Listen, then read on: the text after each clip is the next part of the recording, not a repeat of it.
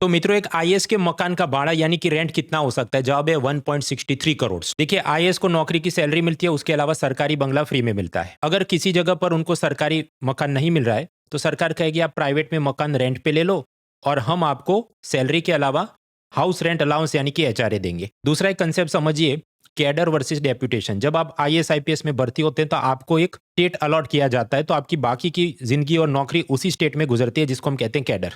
तो मान लीजिए एक आईएएस को उत्तर प्रदेश कैडर मिला, तो या तो वो उत्तर प्रदेश में नौकरी करेंगे या बीच बीच में उन्हें केंद्र सरकार के अलग अलग मंत्रालय संस्थाओं में दिल्ली और बाकी राज्यों में भेजा जाएगा, जिसे हम कहते हैं डेप्यूटेशन यानी प्रतिनियुक्ति। फॉर एग्जाम्पल, ये लेडी ऑफिसर है दुर्गा शक्ति नागपाल।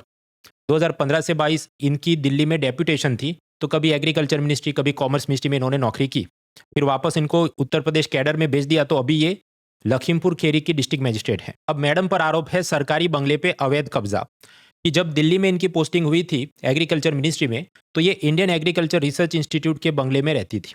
फिर वहां से ट्रांसफर जब उत्तर प्रदेश हुई तो भी 2022 से 25 तक इन्होंने ये सरकारी मकान खाली नहीं किया। तो दिल्ली में भी एक बंगला है और उत्तर प्रदेश में डीएम के रूप में दूसरा बंगला है।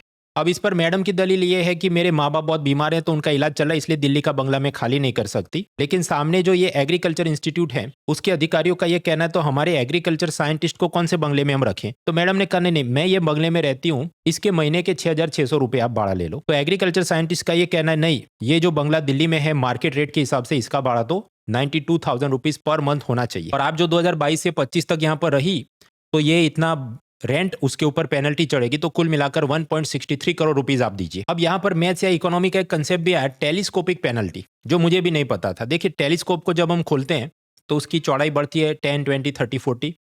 उसी तरह करते करते इतने सारे महीने का ऐड करें तो करोड़ों रुपए में बिल चढ़ता है। इससे आईएएस के लिए कैरियर बोध क्या है? देखिए, ये आईएएस बनने के बाद ज्यादातर लोग अपने पद का 10-15% दुरुपयोग करते होंगे कि सरकारी गाड़ी में बच्चों को स्कूल भेज दो, शॉपिंग करो, ये वो। लेकिन रडार में नहीं आना चाहिए। रडार में आ जाए तो फिर कैरियर को प्रॉब्लम होती है। फॉर एग्जाम्पल, एक आईएएस ऑफिसर थी रिंकू डुग्गा, कि पूरा स्पोर्ट्स स्टेडियम खाली करो, एथलीट्स को यहाँ से भगा दो क्योंकि मुझे अपने कुत्ते को घुमाना है। फिर सरकार ने उनको नौकरी से निकाल दिया। फिर ये आईएएस प्रोबेशनर पूजा खेड़कर, ना वो लाल बत्ती वाली गाड़ी का दुराग्रह करती, ना वो रडार में आती, ना उनका फर्जी सर्टिफिकेट पकड़ा जाता। फिर ये आईएएस दुर्गा शक्ति नागपाल, ये रडार में क्यों आ गई? ये ट्रांसफर होने के बाद भी आईएएस अधिकारी नॉर्मली 1-2 महीने 3 महीने तक रुक जाए तो ज्यादा विवाद नहीं होता, ये तो 2-3 साल तक बंगले पे कब्जा करके बैठी, ऐसा आरोप है। मित्रों, मकान का भाड़ा तो मुझे भी भरना है, इसलिए वीडियो के एंड में थोड़ा मार्केटिंग करना पड़ेगा। यदि आप यूपीएससी की तैयारी कर रहे हैं तो लाइव लेक्चर्स के साथ प्रीलिम्स, मेन, सीसेट सब कुछ कवर्ड है केवल 19,999 में using the discount code mronal.org। तो देर ना करें, आज ही जुड़े अनअकैडमी, लेट्स क्रैक इट।